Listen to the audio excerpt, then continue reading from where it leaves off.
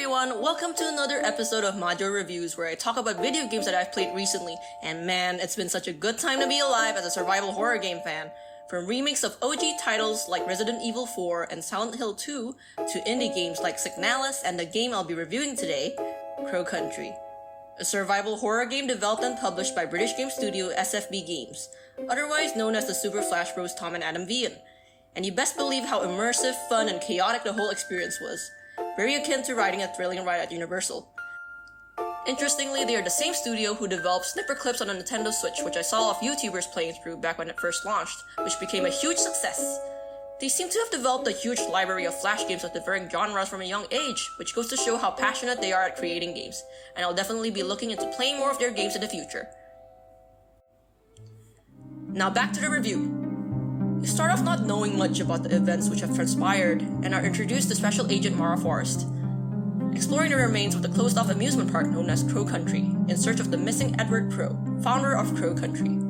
Once you gain control of Mara, you find a locked door, and since you're armed with a gun, naturally, you're able to shoot down the rusty padlock. Not very tight on security, eh, Mr. Crow? Upon entering the amusement park, you find no one at the ticket counter, along with a bunch of rubbish just sitting there on the ground and some posters plastered on the wall titled Megabyte Magazine Tips and Tricks, which explain the game's controls and tips on things you might want to look out for, which I thought was funny, considering how it's breaking the fourth wall. You'll find a lot more of these as you continue through the game, along with the staff memos that'll give you hints and context regarding puzzles that'll block your progress, which make the experience organic and amusing than having to read through lengthy research material or journal entries. You then find an injured man by the name of Arthur Mole, leaning against a barrel prop, and he claims to have been attacked by whatever this is, and that he was trying to take a clearer picture of whatever they are, so you definitely know something's amiss here. He seems to be an aspiring paranormal photographer who previously took a blurry photo of this assailant of his, in an attempt to gain recognition for it, but to no avail. Well, now I guess you'll have to die for your Okay, fine, sheesh, I was just joking. As you progress further, you'll come across some puzzles that require more exploring to gain access to items or clues to solve them, and just when you enter this long, dark hallway, ominous music starts playing and zombie-like creatures approach you while you struggle to try to shoot them. And man, did I struggle to aim my gun at these two guys. I ended up having to repeatedly go in and out of that hallway since the enemy would get too close to me before I could get the reticle position right on them. And it wasn't just with these two guys, I had a hard time aiming at things in general, but I definitely got used to it eventually. I don't know if it's because I genuinely sucked at aiming, but if you're one of the few who initially had a hard time aiming, you're not alone. Just keep at it and you'll get used to it. After a few attempts, and me probably wasting more bullets than I should have, I finally defeated him.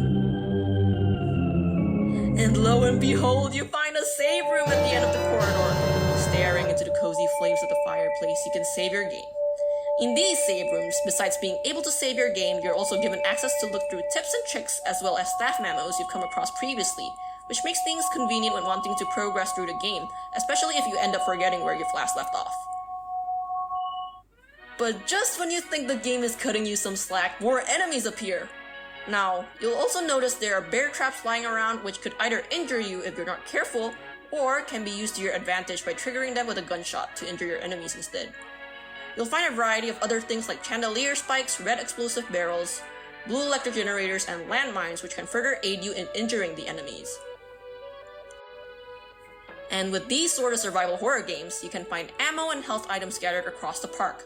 But besides those that are just out in the open, you can find them inside translucent containers, wooden crates, vending machines, and trash cans, though do be warned that RNG is involved, so you get a different item each time you interact with these objects to gain access to the items within them. Okay. Especially with how these survival horror games work, you'll only be able to store a finite amount of ammo and health items in your inventory, and the items will disappear if you leave them lying around for too long without picking them up. Plus, you'll have to use your ammo to break open these containers and crates, which can be a gamble considering that they might not even have anything in them.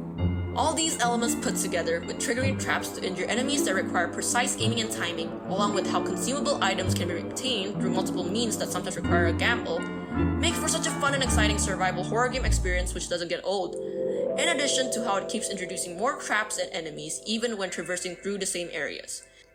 And trust me, there will be quite a lot of backtracking as you gain access to more areas upon obtaining certain key items as you progress through the game. The variety of locations within the game, especially with how it's centered around an amusement park setting, kept things interesting as well, in addition to the sort of puzzles it introduced into the game, which made for a constantly engaging experience that never got dull for me. The type of puzzles they had available ranged between arithmetic puzzles and puzzles that would require you to interact with the actual amusement park rides, as well as obtaining clues through staff notes, which made for a more organic experience, rather than seeming like an obvious clue to the puzzles. The puzzles weren't super difficult to solve either, and mostly required being observant of clues in your surroundings and notes you've obtained rather than using pure wit. But I really did wish the puzzles were more challenging, though they were definitely creative, especially in terms of variety. Along with the puzzles, they have secret items hidden all over the park, which make for an even more thrilling playthrough, so keep your eyes peeled. As for the mystery aspect, I thought pacing was good in terms of plot development as you find out what exactly went on in Crow Country to have led to its closure through articles you come across, as well as through dialogue with its small cast of NPCs. The story even ends with a couple of plot twists, and if you were sharp enough, you might have caught on to these twists earlier on. So I feel this game has a little bit of everything in terms of how they have an intriguing plotline, how they implemented different survival horror game mechanics like the traps and item gambles, how the puzzles require you to be observant with your surroundings and notes left by staff members, and how its locations are unique to one another while giving variety to the type of puzzles you encounter. In addition to these elements, they even have additional content depending on what rank you place after finishing the game depending on these factors: heals used, hints spent, secrets found, and lives used. I think everything is self-explanatory besides hints spent, since even I ended up using a hint without being aware of what its purpose was initially. So if you want to avoid these hints, just avoid talking to those fortune teller crows. Plus, I highly recommend not doing so to get a more fulfilling and exciting experience, regardless of whether or not you care about rank and additional content. Overall, Crow Country was such a super fun and thrilling game in terms of its premise, plot, puzzles, and survival horror game mechanics, and I can't wait to play more games similar to it.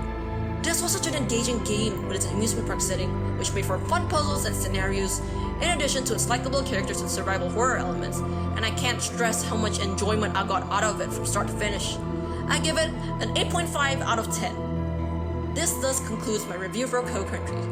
Thank you for watching, and hope to see you soon on the next episode. Bye bye!